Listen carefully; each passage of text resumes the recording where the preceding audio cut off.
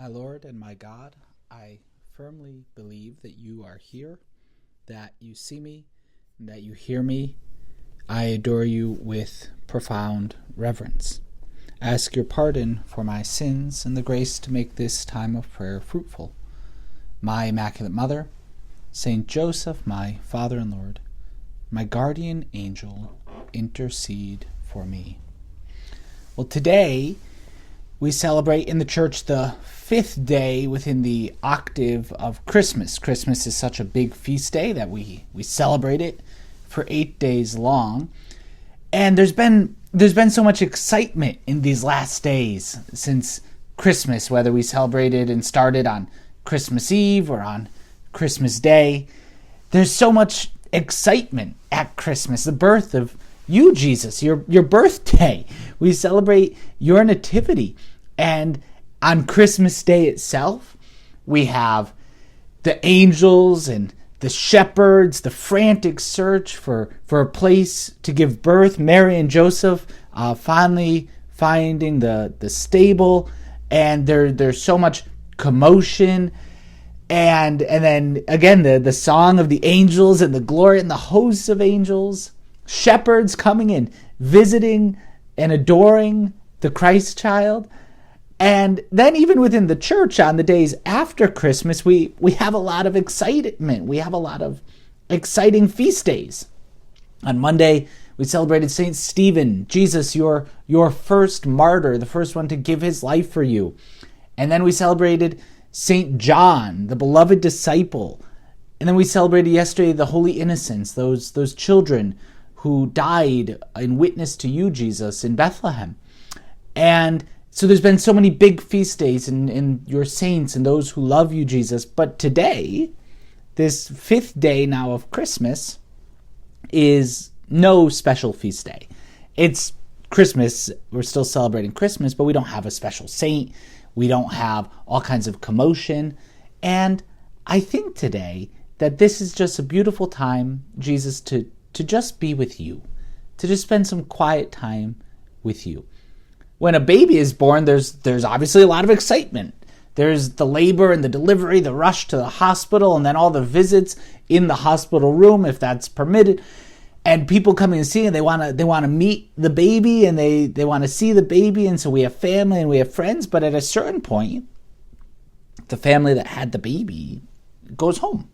And at a certain point, there's no special visitors today. There's no special events going on today, and it's mom and dad and any brothers and sisters, and they're just able to be there with the new baby.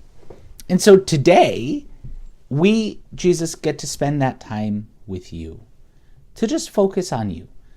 If in all the excitement of Christmas and all the stuff that goes on around Christmas, we've gotten so caught up in the commotion and in the excitement and the joy and the busyness, well, today, Jesus, you invite us to just take this time to be with you and to be quiet with you, to just be there in love and just to be in your presence and to gaze upon you, to contemplate you.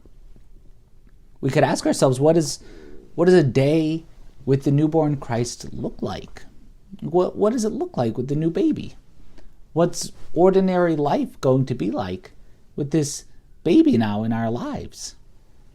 How many times in the middle of the night does the baby Jesus wake up because he's hungry? What does he look like when we gaze upon the baby Jesus? What does he look like when he's sleeping?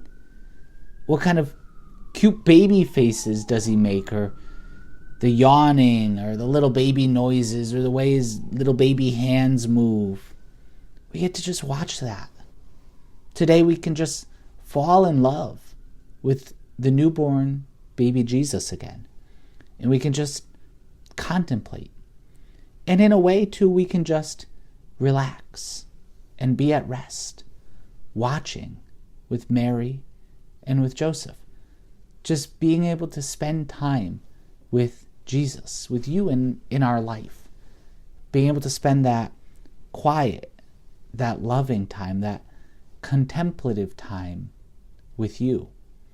Things get to slow down a little bit as we spend this time with you, Jesus, as we deepen our love for you by just gazing upon you.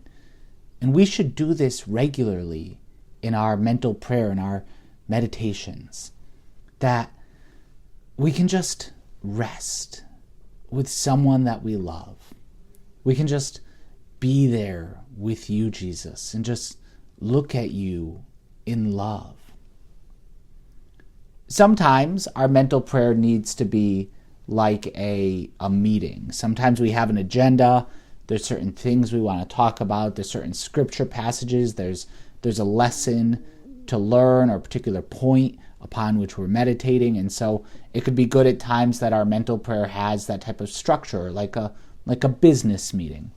Sometimes our mental prayer needs to be a crucial conversation where there's something very important, something very maybe something that we're afraid of or something that we're upset about, and it needs a resolution. And so, Jesus, we bring those to you, and that mental prayer turns into a time of crucial conversation. But other times our mental prayer should just be sitting with you in love. We don't have to have a lot of words. Words maybe aren't even needed, but we can just look at you, Jesus, in love and be in your presence in this quiet time of mental prayer. Even when we're listening to this podcast meditation, we can, if we're moved to just be quiet, to be at rest, then we should pause. We should pause these meditations and just be in silence, to let the contemplative rest of silence descend. In the car, it could be a beautiful thing if we're in the car all alone and we're just trying to listen to something to stay attentive. Now, we want to be safe, but if we're able to, and if we're alert enough in our driving, we could just mute the stereo and just for a little while, just pray, or to just sit in silence, knowing that Jesus, you're here with us, and words aren't always necessary. We could hit the mute button, right? Or if we're at home. And again, we don't always have to have noise going on in the background. Sometimes we can just be silent. That we don't have to be doing something. We can just quietly pray. Quietly look on you in love, Jesus. Anywhere we are, we can have this quiet, loving prayer to just gaze on you. We hear 2 different times in Luke's gospel that Mary treasured all these things, pondering them in her heart, right? That we hear it particularly after the shepherds leave, and then we hear it again after they find the child Jesus in the temple when he's 12 years old. Mary ponders these things in her heart. She stores them up. She thinks about them, returns to them frequently. She treasures them. The way that somebody treasures a good memory, the way that someone treasures the photo of a loved one. Here are my favorite photos of these people that I love, and particularly baby photos and toddlers, and before people grow up, and just to treasure those times.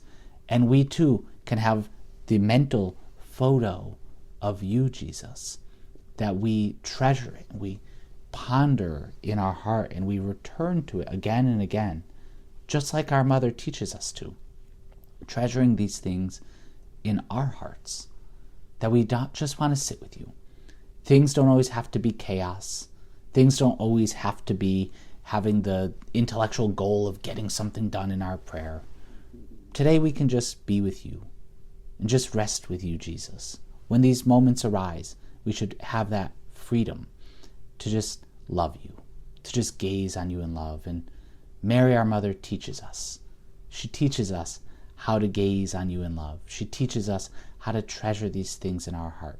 So we ask our mother to help us look at you with love, Jesus, and to have these quiet moments whenever possible, to just be with you, to be with you in love.